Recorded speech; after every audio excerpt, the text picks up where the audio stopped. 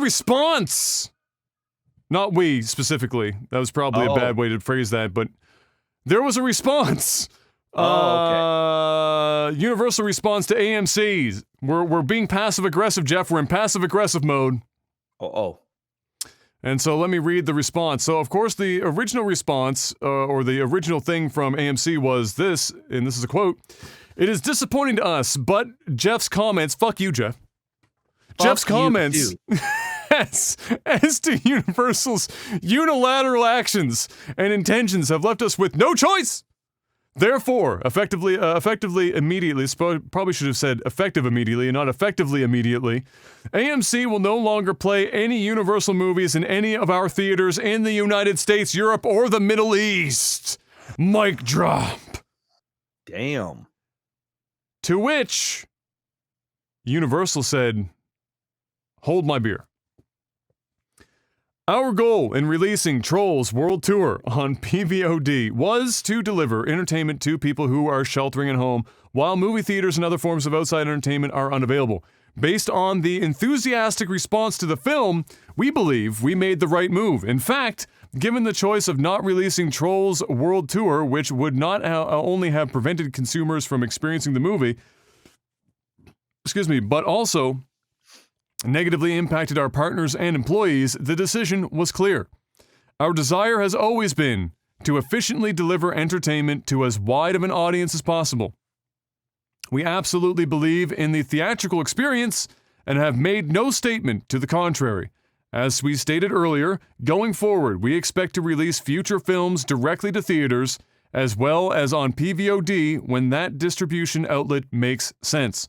We look forward to having additional private conversations with our exhibition partners, but are disappointed by this seemingly coordinated attempt from AMC and NATO to confuse our position and our actions." So now we're playing passive-aggressive business speak on social media, and now we get to see who flinches first, Jeff. Who's going to flinch first in this battle of the passive-aggressive companies? I guarantee you. Calling it out. All right. Universal backs down. Okay. You got a timeline on that?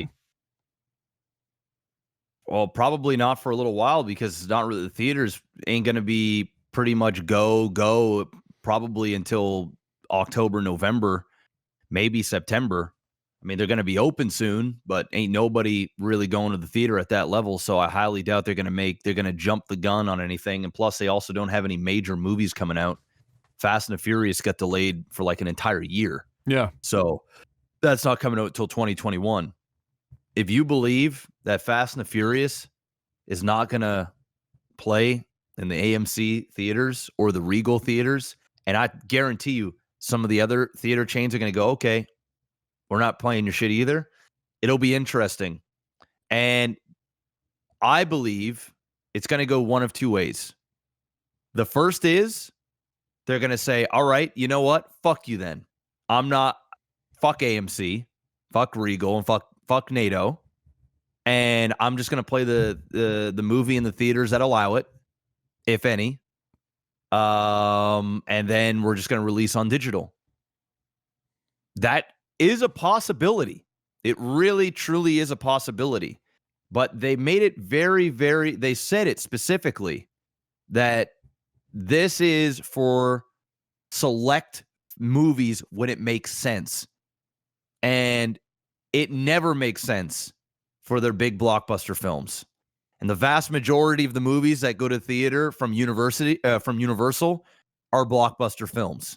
The animated films, it does make more sense to do both digital and theaters because of children and the fact that it can, families are at home. They don't have to take everybody out there. And we went through that last week. Those things that really, truly does make sense. But they, like I said before, they're not going to be able to have their cake and eat it too. So that's one way. The second way, it could go like this. And this is where it can get real dicey.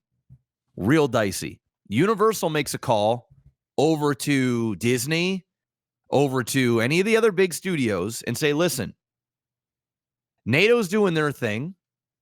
Let's do our thing. and you make the same statement and you say, I also want to do stuff. And then we'll see if AMC then has the balls to tell Disney, nah, you ain't doing both. Because when you telling Disney you ain't doing it, I mean, you're gonna kill yourself. Like you're literally gonna kill your business. You know, you can handle a Universal loss, but you can't handle a Disney loss. You just can't. And the crazy thing about it is AMC's and Universal Studios, and they have theaters right on the lot, which makes things super wild to me that this is even a thing. This is a pissing match right now, and I think Universal right now, they didn't say, and from what I'm getting in this, they're making themselves seem like the good guys because, hey, you know, we just want to give our movies in the most convenient way to as many people as possible. That's why they're saying this publicly. Like they're I mean, it does sound like a reasonable fucking mission statement for a company like them. Why wouldn't you do it before? You know what I mean? Like this, it's not like digital is like a thing that is just. Well, if they've never been prompted before, then this is, Adam, believe you me, this has been in the talks and discussed, and they've been very frustrated the fact they can't do this for many of years. Sure. This is not something that they woke up one morning and go, you know what? Yeah, they finally had an opportunity to do it. Because this never would have happened. That's what I mean when I say they were never prompted. I'm not saying they never talked about it. I'm just saying that this was their prompt. And they still didn't do it. They still didn't do it. They just went a movie that was supposed to be in theaters. They just went digital, and it just made sense. Yes, yeah. And now they're trying to see how much they can stretch that motherfucker. You know what I mean? They're seeing like, okay, you know what? Maybe we can do our thing. And they put that little tweet out there in the ether, and they said, hey, okay, let's see what happens. And then NATO just came in and said, nah, bro, it's not happening. So the only way I see Universal actually going through with this is if another studio comes out of equal or bigger size, would have to be bigger. And they said, you know what? We want to do the same thing too. And we stand behind, because not just from Universal standpoint, but we also stand behind that same mission statement that Universal is putting out, where we want to be able to give people an experience in the way that they want to experience, whether that's in theater and or digital. Because they can't really get on the back of like, well, we want to make more money, and you know, we're standing behind Universal because we want to do the same thing. They have to get behind that playing to the people thing, and they have to make the theaters look like a bad company, like a bad, you know, thing, like, oh, you know, popcorn prices are ridiculous. It's all the shit that you were saying last week. Fuck the theater. It's, you know, what are they doing? You know, that's what their play here is. But they have to be careful, because if they go too deep and this shit don't work, you burn in a bridge, and it's not a small bridge. When that bridge goes down, you know, these are huge profits that are going to be lost. So it's interesting. It really is, because I wasn't expecting them to double down and say this, but at the same time, they kind of can right now, because it's not like Jurassic World is coming out next month, or Fast and the Furious is coming out next month, or Hobbs and Shaw. You know, imagine telling Dwayne "The Rock" Johnson that his movie can't be put on the big screen in the biggest theater chain on the planet with over 1,000 theaters. You know, and think about how many. That's theaters, not even auditoriums. You're looking at 3, 4, 5, maybe 6 auditoriums per theater. Yeah.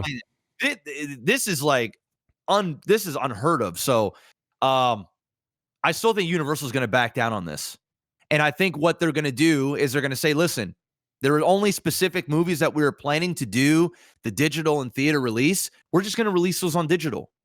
And we're going to, you know, we believe in the blockbuster experience and the blah, blah, blah. And, you know, they also, like I said last week, they got to be careful, because I'm telling you right now, when they drop the bomb here and they say, you ain't coming, Universal, and then they release Fast 9 on digital instead of theater, or they do both, that shit is getting pirated so hard and so fast that it's going to blow your fucking mind. People, I mean, it will be on another scale. Like BitTorrent websites and all this other shit is going to be like through the fucking roof, bro. It's going to be like worse than Game of Thrones was when those things got released. When these movies get ready to go on digital, soon as it hits that streaming platform, they're getting ripped in like Blu-ray quality. You're fucked. So they gotta tread lightly here. They're having a pissing match. And if they're lucky, they'll have Disney come out and say something similar and force the hand. And then maybe, because they did say talk about this in private or something, or have more discussions, maybe the theaters get a small percentage of the digital release as well. That is the only way I see this happening on both sides, where they go, okay, you know what? If your movie's playing in our theaters, this is the percentage that we want from digital. So whatever you sell, we're going to get $1, $1.50, $2, whatever the case may be, of every digital sale that you have to make up for the fact that we don't have your movie in the theater. Yeah. That's the only way I ever see it working, but I still don't see it going down like that, personally. Well, it looks like we've got several months of passive aggressive-ness to come, so we'll be able to keep tabs. I mean, it's good. It's good for consumers. Yes, you know what I mean? Like for people that go to the theater or don't go to the theater, options is a good thing. It's just a very scary thing for the box office. The movies that may or may not get greenlit now. And also, it kind of puts a lot more buying power in platforms like Netflix, Hulu, Amazon, where they go, okay, you know what? If you're not going to go to the theater, maybe we do a deal with these companies. And we go, okay, you know what? We're going to release this on digital and on Netflix. And then Netflix is writing a big check to have exclusivity, digital release-wise, to have out to everybody instead of actually renting the film. You know, there's things that they could do, but man, there's a lot of moving pieces. Well, we'll wait and see how it all unfolds. Obviously, it didn't get a resolution as fast as it might have seemed like it was going to happen. So now we have to wait and see just how drawn out and how complicated the resolution to this whole thing is, because it doesn't seem like either side is willing to take a step back yet. They're still both drawing lines in the sand, and we'll have to wait and see how that pans out.